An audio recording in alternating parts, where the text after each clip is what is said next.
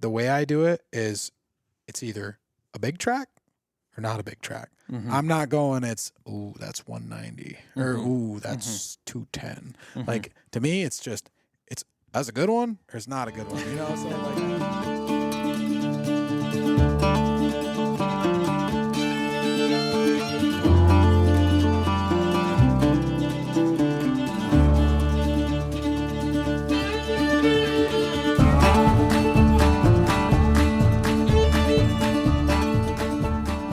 hey guys, welcome to the first episode of Northwoods Whitetails podcast.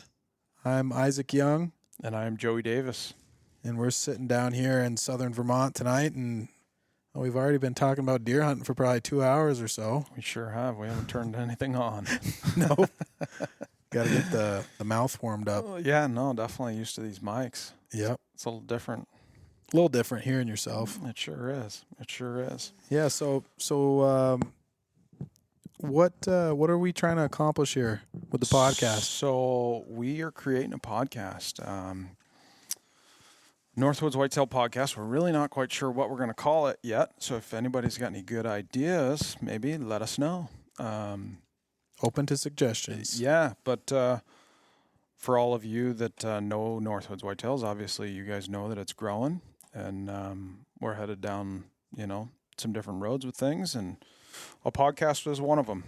We feel as though we've got a bunch of stories to share amongst ourselves as well as a bunch of guests. We're going to interview some people and talk about some stories that they have. And right. Yeah, no, it should be a good time. Yeah, definitely.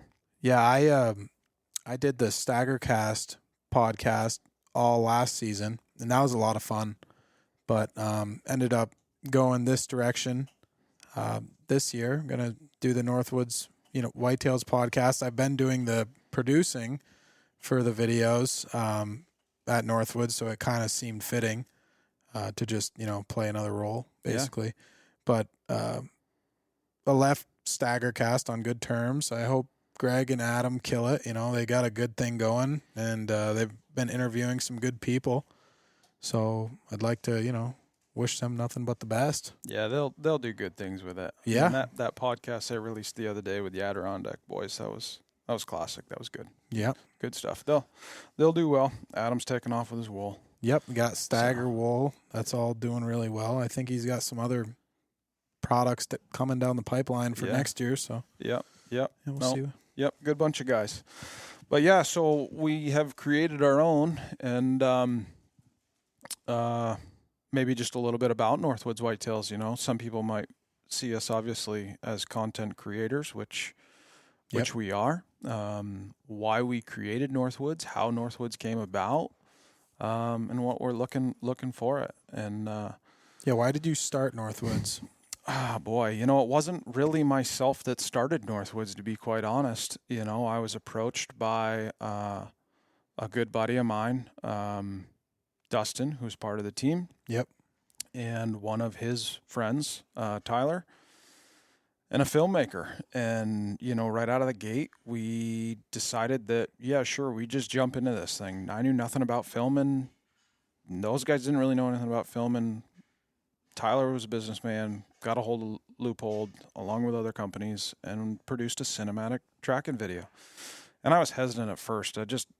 I'm not one to share much on what I do. Social media. You don't like self-promotion. No, I don't want to self-promote nothing. You still don't. Yeah, I still don't. I know you look at my Facebook page. It's really... Yeah. I've probably killed 12 deer since I've posted the last one on there. I just don't... Yeah. To me, that's not why I do it. Right. So I was very standoffish the first couple of years that we did it, to the point where I think the second year I didn't even have anybody follow me with a camera. Right. I don't know. It was just very, very, very standoff to the whole thing. It's different. Yep. It's not something you're used to or ever thought of probably doing. Yep. So we kind of were at a point, where we were headed a different direction. Like, I wanted to create a team. Mm-hmm. Another guy did not, and we just kind of went separate ways. You know what I mean? Yep.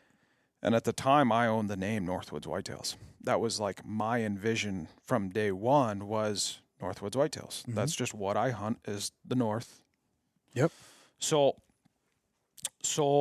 you know, right from the get-go with those guys, I said, we need to create a team. We need to create a team. There's only so much content that, you know, a couple guys can create, Yep. let alone one guy per se, right? Like sometimes you're just going to have off years. It just is what it is. And if you can't show a buck, it's tough. Yeah. You better be a good hunter to show the trials and tribulations along the way. Yep. And some guys can, right? Like there's multiple guys that can do it, but we necessarily couldn't. And we wanted to show hunts. Yep. So we created a team, right? Most of you know who's on the team, but it consists of Isaac Young, Connor Schlong, John Wright, Travis Williams, John Moulton, Dustin Martin, Brent Dragon.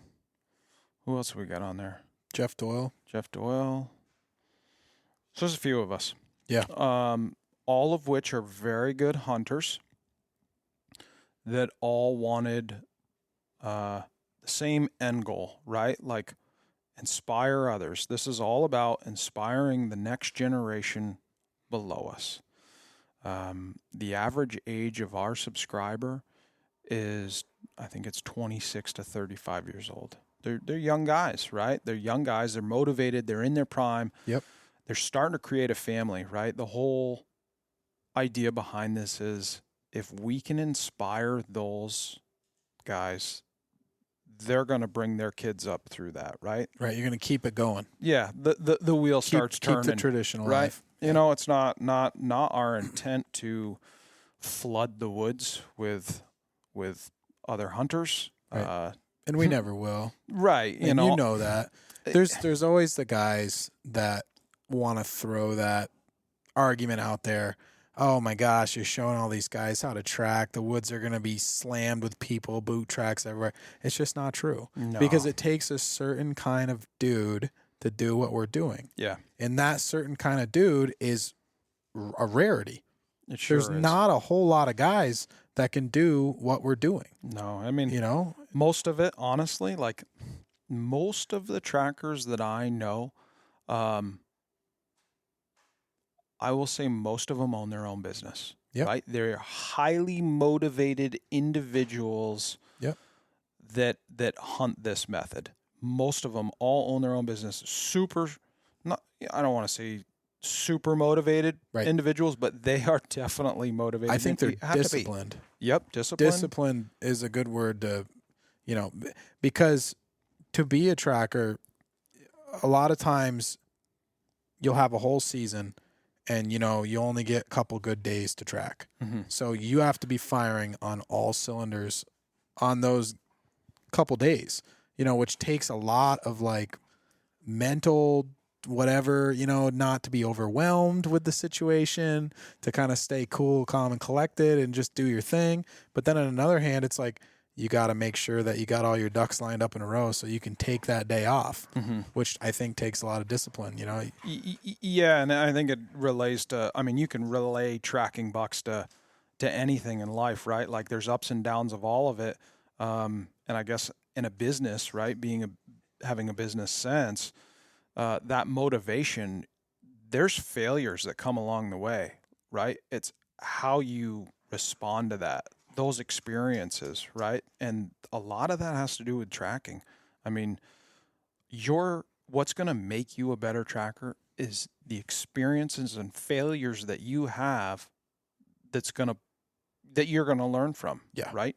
To put you further ahead. The more bucks you track, the better you get. The better you get. The more you're going to learn. Yeah, and learning from your mistakes. That's exactly it. Because it's I think sometimes it's easy to not learn from your mistakes and just keep doing the same old shit over and over again. But, actually, acknowledging a problem that you may have with how you're tracking or whatever. I think that's hard to do too. Yeah. To be self-aware that, okay, I'm doing something wrong and I need to fix it. Mm-hmm. It's a lot easier to just keep going through the motions and, oh, geez, I never get a buck. I track and I never get. Well, have you ever sat back and thought about why you're not getting them? Yeah, there's a little bit more to it. There's a little bit. Yep. So, yeah, so that's part of the reason why we created it, you know, and it's not us. Nobody's trying to self-proclaim here, right? Mm-hmm. Like, the whole mission behind this is not to self-proclaim anyone. It's to do it as a team, right? Like, I'm not going to sit here and toot my horn. You're not going to sit here and toot your horn. We're going to do this. We're going to do this as a team, and we're going to show what works for us and what doesn't work for us, right? But doesn't mean that what works for us is going to work for you. Everybody sees the woods differently. Oh, yeah. That's the beauty of it, right? There's 100 different ways to do it. Mm-hmm. You've got to figure out what works for you and what doesn't work for you. Yep. That's just the simplicity part of it. The more that you do it, the more times you track bucks, the more that you will learn. It's more about timing than it is anything else. Yeah. It is all about timing. Good luck involved there. Yep. You know? So, yeah, in terms of the team, good bunch of guys. It's a variety of age so that we touch on all aspects of it, right? There's the youth, and there's the, I don't want to call them elders, but there's elders, and then there's the middle age, like myself.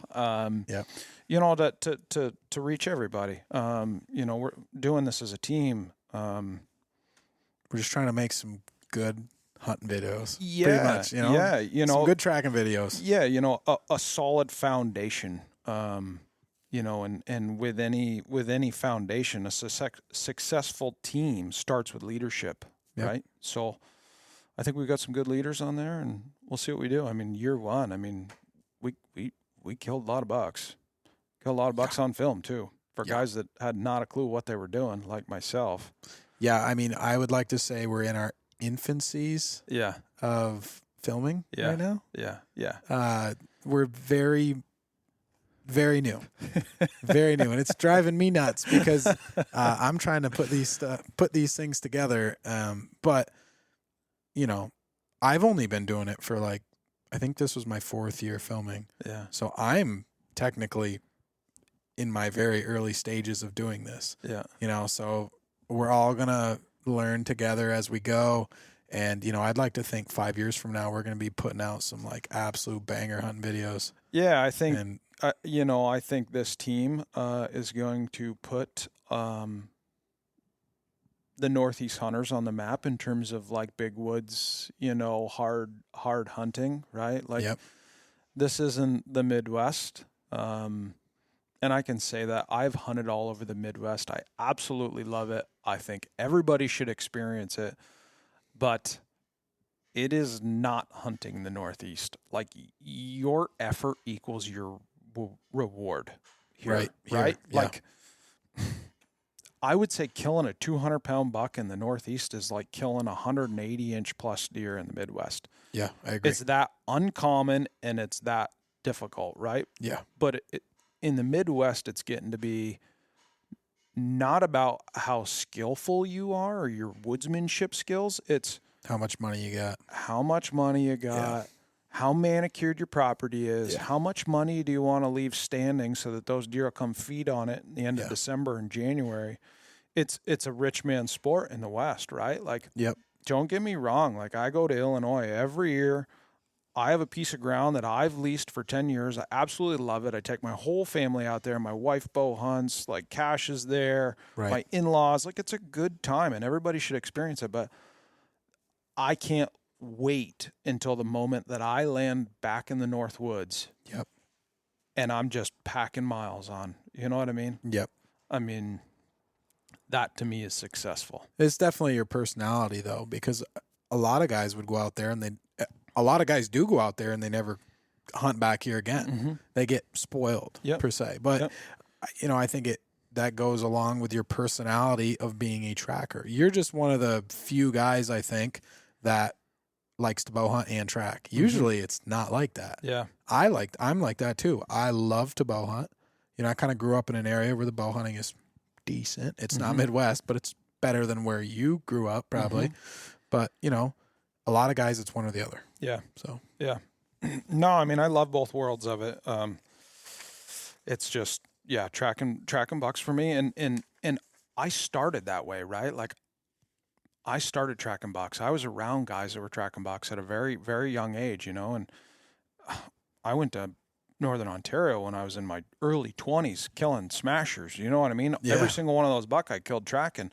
And when that went to hell in a handbag, I went to the Midwest, right? But I also had experienced the Midwest when I was young. I, had somebody that influenced me to take me to Illinois, and I saw both sides of it. But when Ontario went to hell, I started hunting down there, right?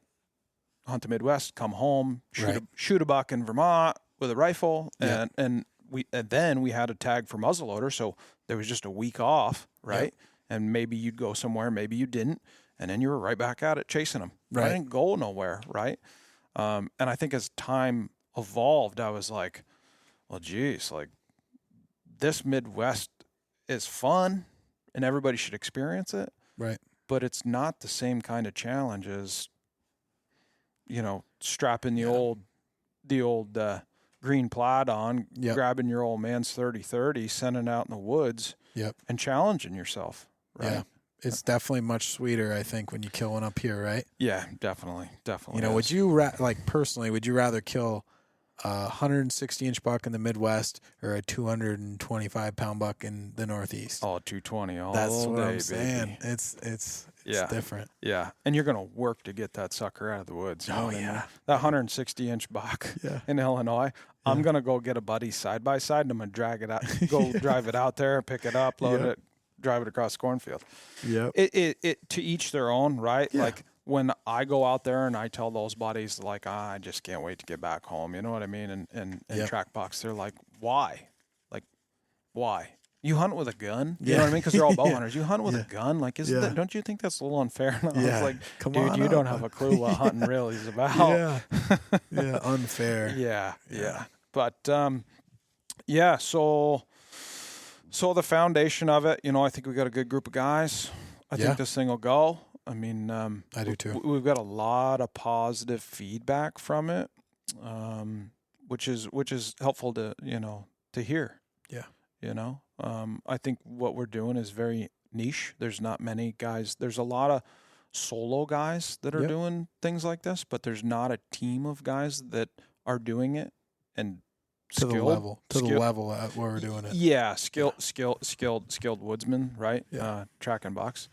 I think, and I meant on the filming aspect too. Yeah, like to the level of there's definitely teams, but they're not like we're gonna try to produce like super high quality videos.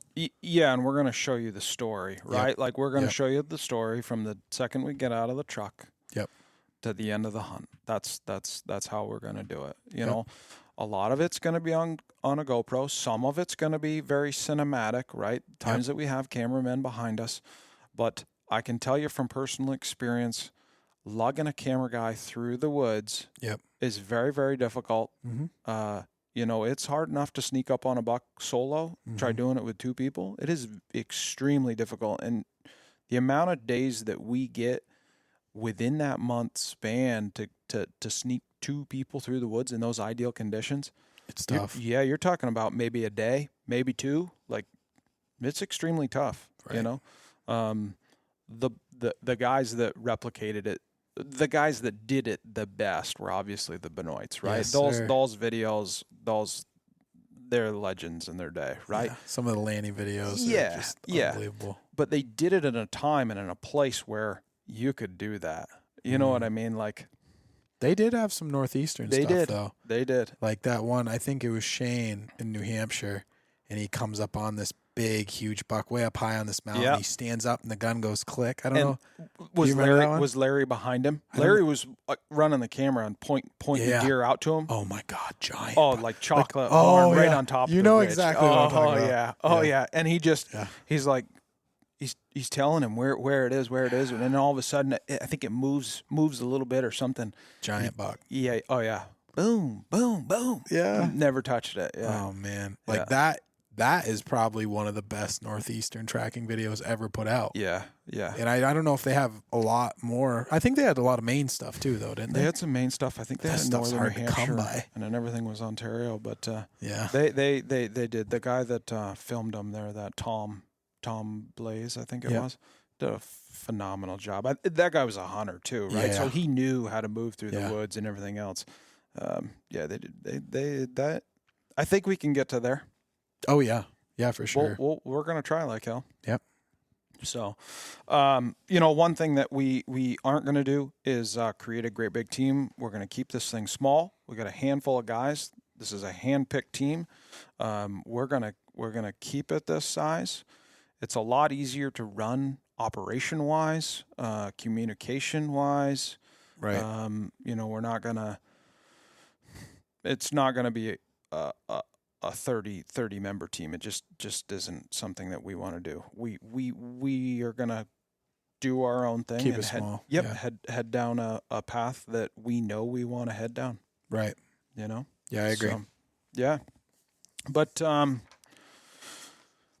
right. So on a different topic, I want to ask you, what is the allure behind tracking a 200-pound buck? It seems like it is the benchmark in the Northeast amongst a lot of guys. Yep. It seems like this 200-pound benchmark has blown up in recent years. Yep.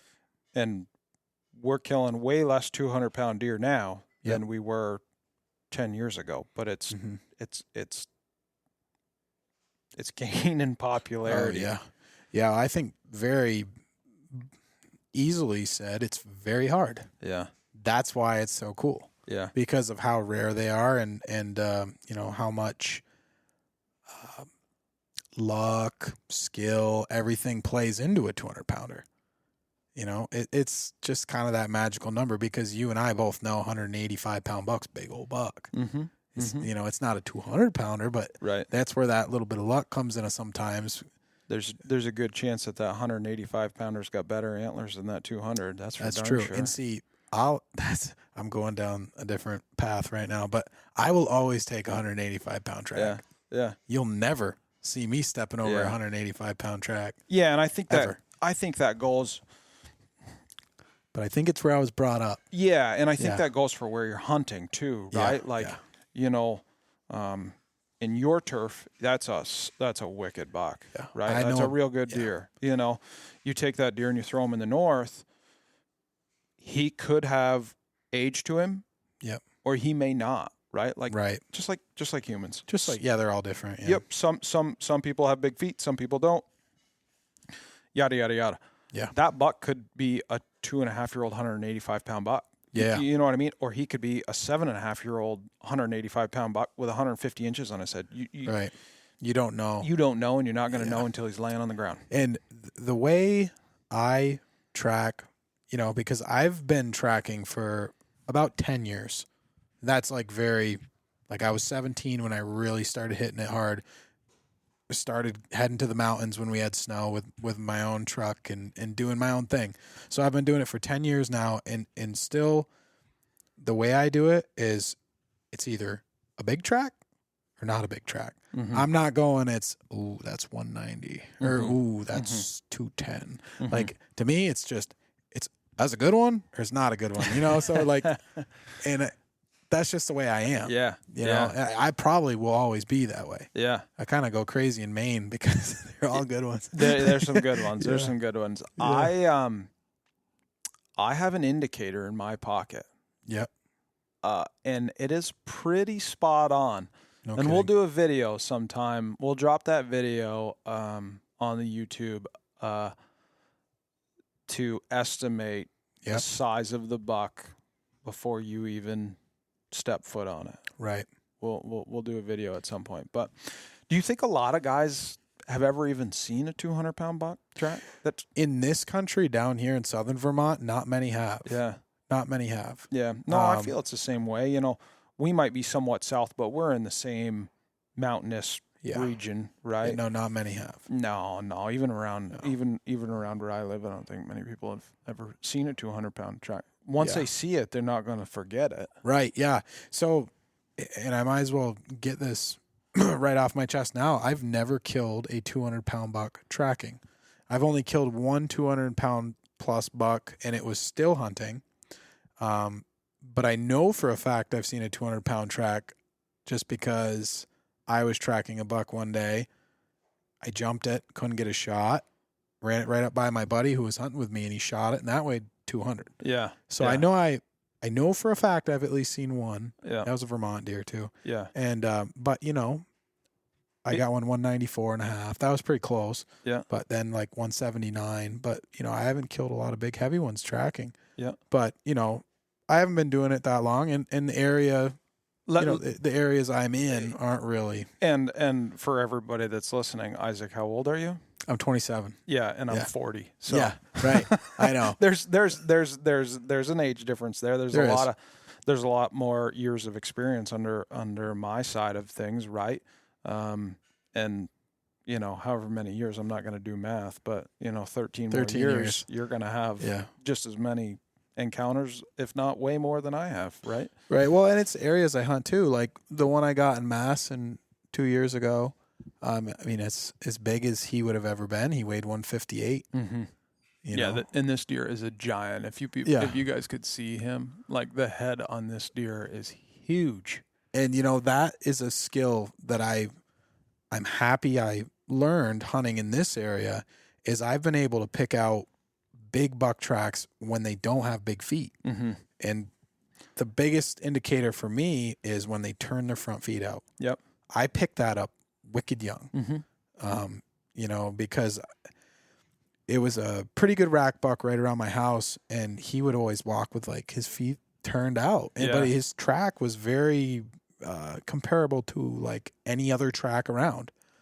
But he would turn his feet out. No kidding. So that's the way I kind of noticed that, and then, you know, I think it's like anything. It's like arthritis or whatever. And I've heard a lot of trackers actually talk about it, like Timmy Bolduc and like other guys.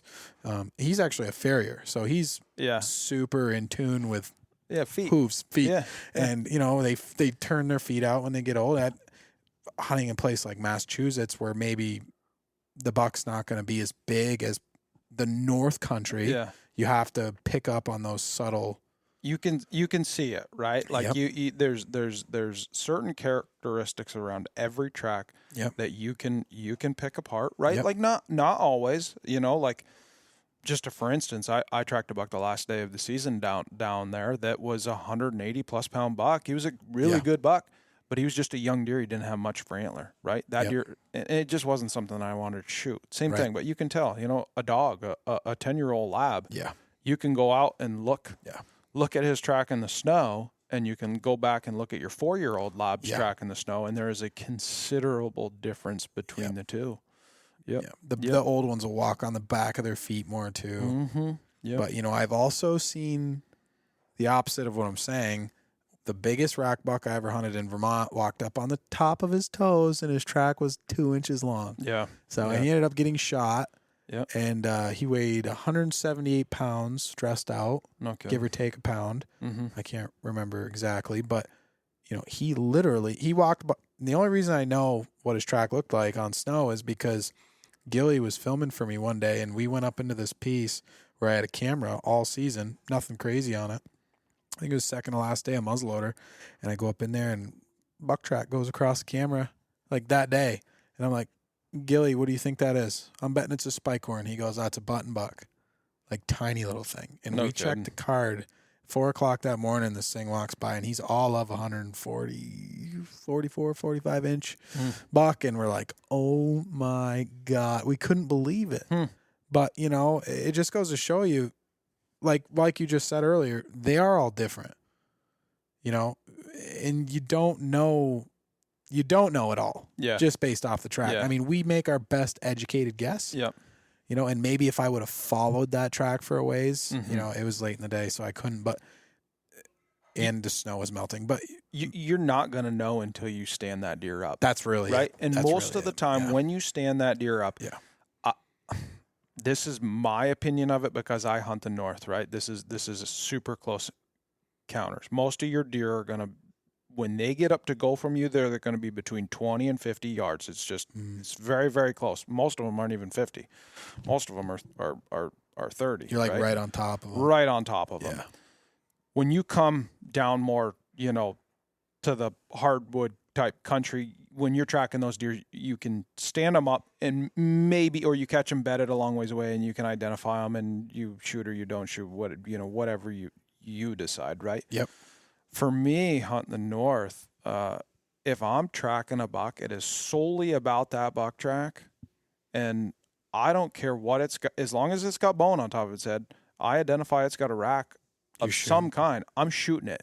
Yeah. But until I walk up to that thing, I don't know what it's got unless for some reason I saw a very good glimpse of that deer. Right? Or it's real big. It's real big, right? Like, you know, a lot of guys, they'll go through a thick patch of woods and they'll stop following it. It doesn't look, went through wicked tight area. It must not have much for horns. Right. Let me tell you that is a false opinion on things. Oh yeah, I know. I know. One of those buck that I killed in Ontario went between trees that were like 16 inches apart, and I was like, "What is going on?" Yeah. I mean, the deer weighed 260, scored 184. Yeah. Right? You can't distinguish, right? Like, sure, he doesn't have 20 inches of antler on his head, but maybe he does. Yeah. I've seen moose go through some pretty tight areas, 60-inch bulls that will twist their head one way or the other, and they will go through it. Yep. I find antlers in the craziest spots, He's 23 inches wide, and he was pushing Christmas trees. Like I was going sideways, and he was pushing through them, and that was before I jumped him. Yeah. Like that was just his natural. Yeah. That's what he did. There was a clip. I wish I could find it and show you guys, but there was a clip on Instagram I saw of a huge mule deer going underneath a gate. Did you see this thing? Yeah, I saw it. I mean, it was 30-inch wide mule deer. He put one side of his rack underneath that fence, lifted his head up underneath, stuck the other side in, and then dropped his back underneath it. Technically, do you think they can feel a little bit with them? Yeah, I would say that they know what's going on above them. There's blood, right? That goes through them. They know what they got. Yeah, they have to. Yeah. I mean, they must have some feeling, because I know if you I don't know if it's because of the shock, but I know I've heard people say they've shot a deer in the antler and it stuns them. Yeah, stuns them. Yeah, some of them it'll knock them right out. Well, maybe that's just from the impact, but I don't know. Yeah, could be. But yeah, no, so it does seem like the allure of tracking 200-pound bucks is growing. Like I've got a lot of good buddies that are serious hunters in the north, and I don't want to say they bitch about the amount of people that there is up there, but they bitch about the amount of people that there is up there. And I don't think it's that there's any more trackers in the woods. I think that a lot of these people are getting pushed out of other areas, and the north is where they're headed, right? Yep. But at the same time, there's a lot of available access into this ground now that there wasn't before, right? 20 years ago, 30 years ago, a lot of these places didn't have roads into them. Right. The roads that were into them, the bridges were pulled, culverts were pulled, roads were rocked off, or they're gated. And you don't see that now. And I think that is a big thing, us creating that next generation of Northwoods enthusiasts, right? People to protect that land how we know it and we love it, right? Yep. We see garbage, we clean it up on the side of the road. We see somebody doing stupid things, we're going to say something to them, right? Yep. Like, we love this woods. Don't, leave it better than the way that you found it is the attitude to have. And I think as we, try and inspire this, I guess, above all else, is to create believers that love this land, that want to protect this land, that maybe some of them see what I see in a way and realize that, hey, we need to put more gates in. We need to make this land less accessible. Mm-hmm. In doing so, I'm going to use Pittsburgh as an example. It's not the fact that Pittsburgh's broken, because it's not. Pittsburgh is unbelievable deer hunting, has a pile of deer up there, unbelievable yarding grounds, and they feed deer, right? Mm-hmm. It's the fact that there's so much available access, right? And there's no more pieces of woods that are good sized chunks of woods, and it gets hunted, and that age structure has dropped. Yeah. And every year it's just shooting small box after small box after small box. They do shoot good ones. I'm not saying Ones that they don't slip through the cracks, kind of. Yeah. Yep. You know, every year there's a couple of good ones that get killed, but the average of the 200 pounders, let's say it's 3, 4, 5 of them now a year. It used to be 30 or 40 of them. It's incredible. You know what I mean? It's just the available access is what it is. And you'll see it with anything. You know, you put a gate in, you might see people walk a half a mile, but that's as far as they're going. They're not going any further. Yeah. You know, but to the guys like you or I, we're going to keep walking. Yep. Right? That's... Yeah. No, I think with the whole Northwoods project, let's call it a project, you know, if we can keep this thing alive, you know, I think we're thinking farther down the road. You know, there's not a lot of guys, but there's one guy in particular, and I'll say his name, I don't care, Matt Ranella. He's got this whole hunt quietly thing going on right now, where he's like totally anti hunting social media. He's anti all the stuff that we're doing, basically. He's against anybody that's making money off of hunting, right? Or money, or just putting videos on YouTube for free. Yep. He hates the promotion of putting a picture of a dead animal on Instagram, like because he thinks that there's too many hunters right now. And maybe there is in some parts of the country, sure, but it's not the case up where we're doing it. No. But even if there is too many, and he thinks that the hunting media is making, you know, it's making it more, I don't know the words I'm trying to get out of my mouth right now, accessible, you know, you get what I'm trying to say? Like, he thinks like it's going to make more people go out and do it. And, you know, prosper off of things. And I think it's that if hunting media dies, hunting will die. Because unfortunately, like it or not, social media is here to stay. And if people, you know, let's say if no more hunting videos got put up on YouTube, no more pictures of dead bucks got put up on Instagram and Facebook, that would just be more, it would be for the anti-hunters, it would be more of the norm to shun out hunting and try to. It's not going to hurt today's hunters. Yes. It's going to hurt tomorrow's hunters is what it's going to do. Because once you stop normalizing it, because it is normal. Hunting is normal. We've been doing it literally forever.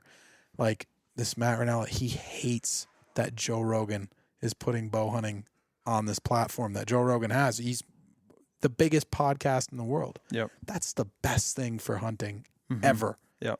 Like, you know, if we want to see this thing continue, we need to be promoting it and promoting the fact that we're using the animals that we kill, that it's like the best meat you can put into your freaking body, that if we don't hunt these animals, there'll be overpopulation and disease and like forest problems, you know, with like too many deer. But I'm getting long-winded here, but basically what I'm trying to say is we're doing it for the right reasons. Yeah.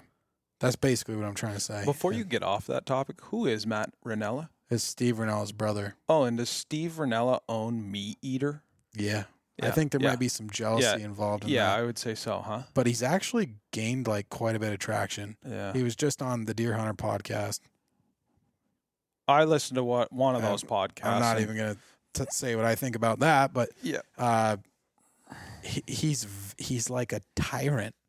He's a very well-educated man. Yeah. I will give him smart. that. Yeah. But his philosophies on things are oh my gosh. And slightly I think it's cracked out. Selfish.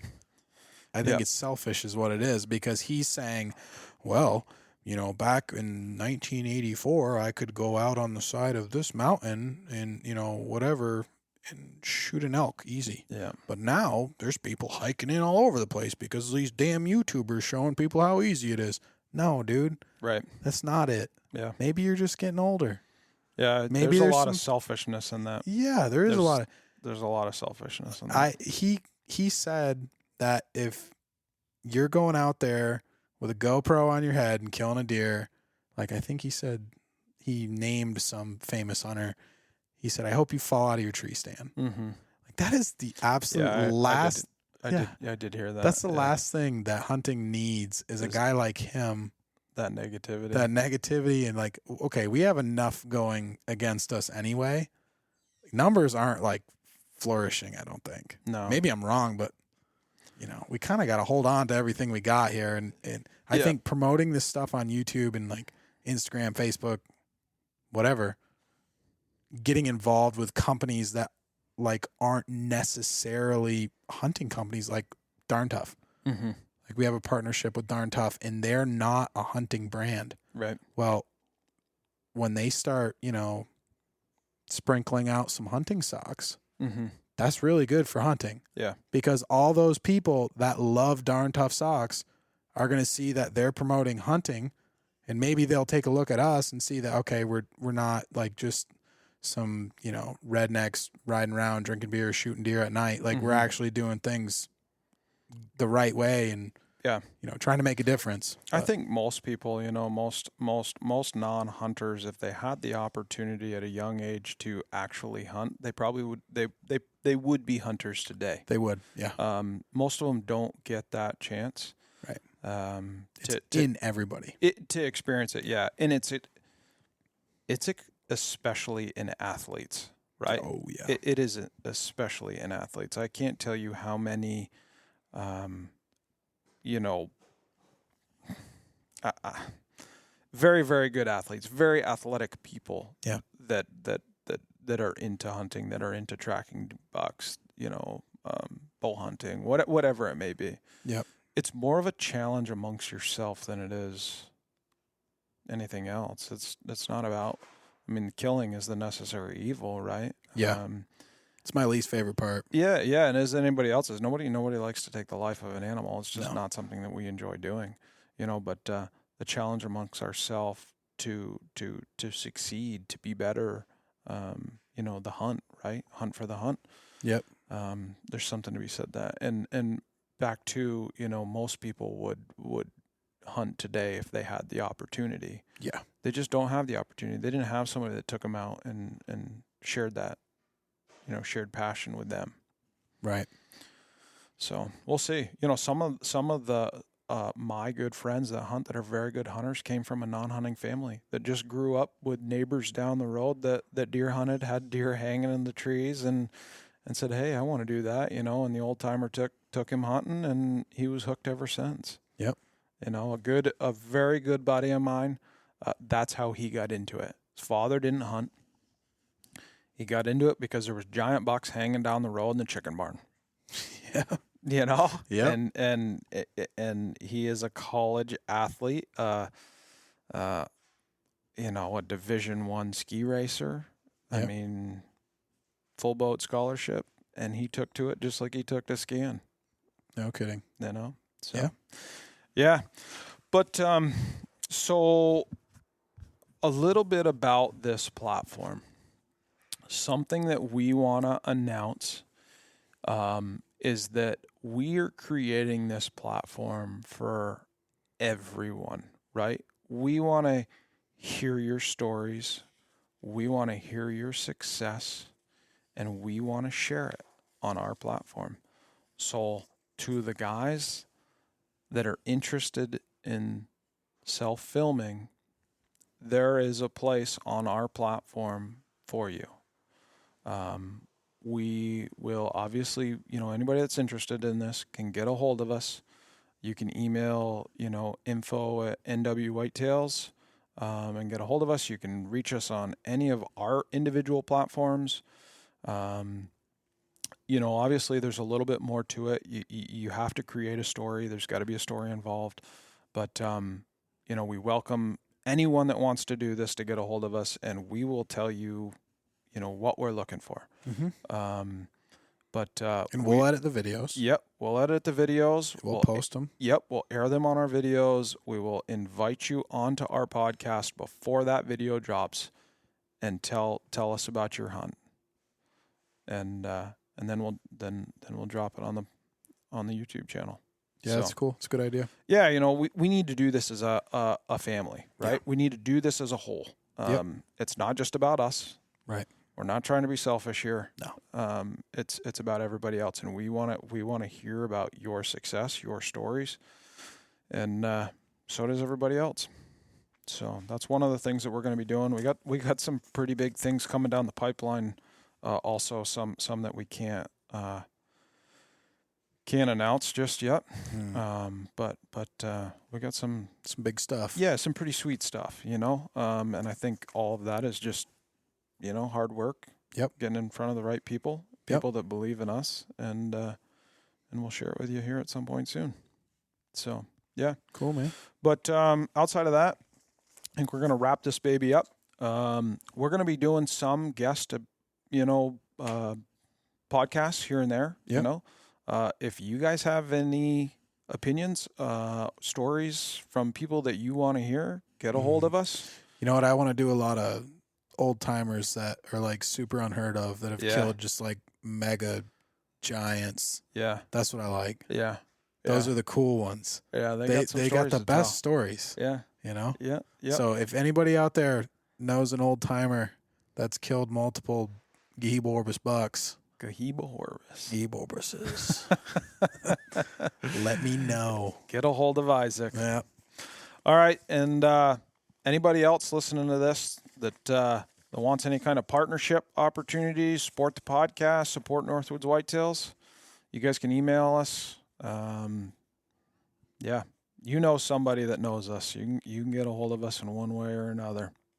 You can find us on Facebook, Instagram, all that stuff, or even the good old cell phone that's out there. So, all right. Want to call it? Let's call it. All right. We'll see you on the next one. See you guys.